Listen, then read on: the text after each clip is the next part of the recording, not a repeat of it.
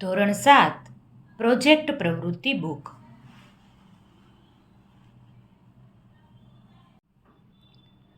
પાના number 18 project પ્રવૃત્તિ 5 Kim કરોતી.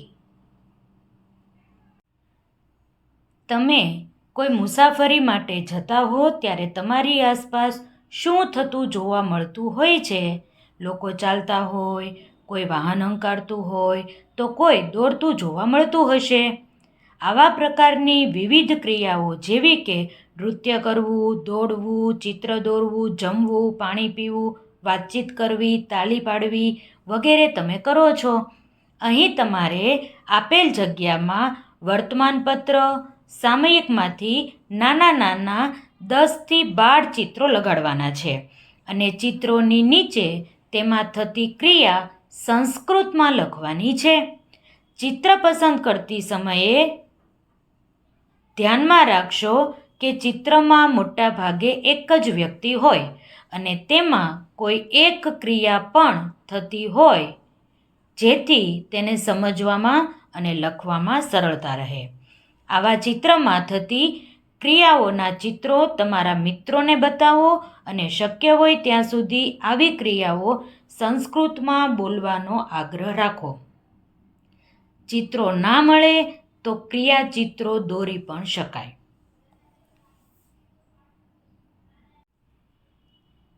તમે ન્યૂઝપેપર વાંચતા હશો ત્યારે અવારનવાર એમાં કંઈક નાના મોટા ફોટાઓ આવતા હોય છે. એ ફોટાઓમાંથી તમારે અલગ અલગ પ્રકારની ક્રિયાઓના ચિત્રોનું કટિંગ કરવાનું છે અને 10થી 12 ફોટા તમારે લગાવવાના છે અને તે ફોટાની નીચે સંસ્કૃતમાં તે ક્રિયાનું નામ લખવાનું છે. જો તમને ન્યૂઝપેપરમાંથી કટિંગ ન મળે તો તમે ચિત્રો પણ દોરી શકો છો. મેં અહીં ન્યૂઝપેપરમાંથી જ કટિંગ લીધેલા છે અને તમારે પણ બને ત્યાં સુધી વ્યવસ્થિત રીતે આ પ્રવૃત્તિ પૂર્ણ કરવાની છે. સૌથી પહેલું ચિત્ર છે, બાળકો છે વરસાદમાં નાહી રહ્યા છે. તેને સંસ્કૃતમાં કહેશું સ્નાનમ કરોતિ. બીજા ચિત્રમાં તમે જુઓ છો રમત દર્શાવેલી છે, એટલે કે કોઈ વ્યક્તિ છે એ રમી રહ્યો છે. તેને આપણે સંસ્કૃતમાં કહેશું ક્રીડતી. ત્રીજા ચિત્રમાં તમે જુઓ છો એક વ્યક્તિ પ્રશ્ન પૂછે છે અને બીજો વ્યક્તિ એનો જવાબ આપે છે, એટલે કે કંઈક બોલી રહ્યા છે. તેથી કહેવાય વદતી.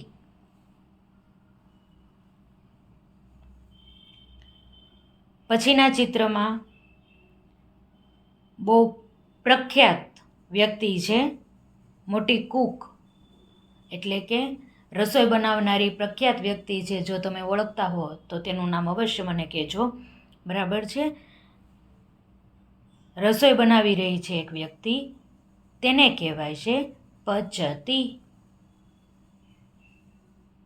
આ દાદાને તમે ઓળખતા જ હશો,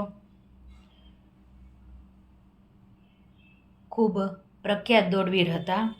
હજી એકાદ મહિના પહેલાં જ તેમનું એક્સિડન્ટથી મૃત્યુ થયું હતું અને ખૂબ મોટી ઉંમરની વ્યક્તિ હોવા છતાં પણ તે કાયમ દોડમાં ભાગ લેતા અને વિજેતા થતા, પણ રોડ એક્સિડન્ટના કારણે આ વ્યક્તિનું મૃત્યુ થઈ ગયું છે. દોડી રહ્યા છે દાદા, તેથી આપણે એને કહીશું ધાવતી. બાળકો વર્ગમાં ભણી રહ્યા છે, કંઈક વાંચી રહ્યા હોય એવું દેખાય છે, તેથી આપણે કહીશું પઠયતી.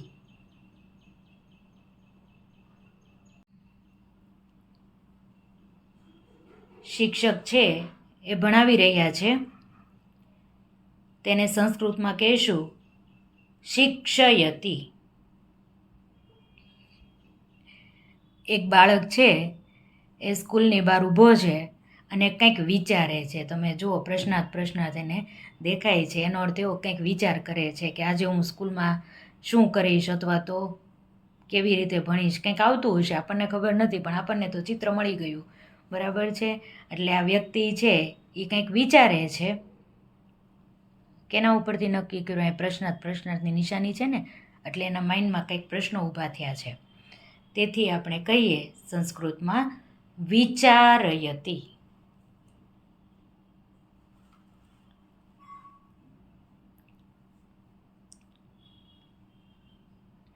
એક વ્યક્તિ છે એ સૂતું છે.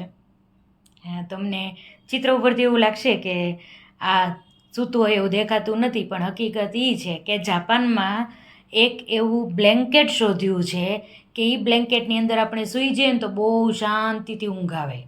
આ એનો ફોટો છે. એટલે વ્યક્તિ જે એ સૂતી છે એવું વ્યવસ્થિત ચોખ્ખું દેખાતું નથી, પણ તમે જોઈ શકો છો. બરાબર છે આમ. એટલે મને આ ચિત્ર મળી ગયું છે એટલે આપણે તો કામ થઈ ગયું. સંસ્કૃતમાં કહેવાશે શયનમ કરોતિ. એક બાળક છે એ ગાઈ રહ્યું છે, તેને કહેવાશે ગાયતી.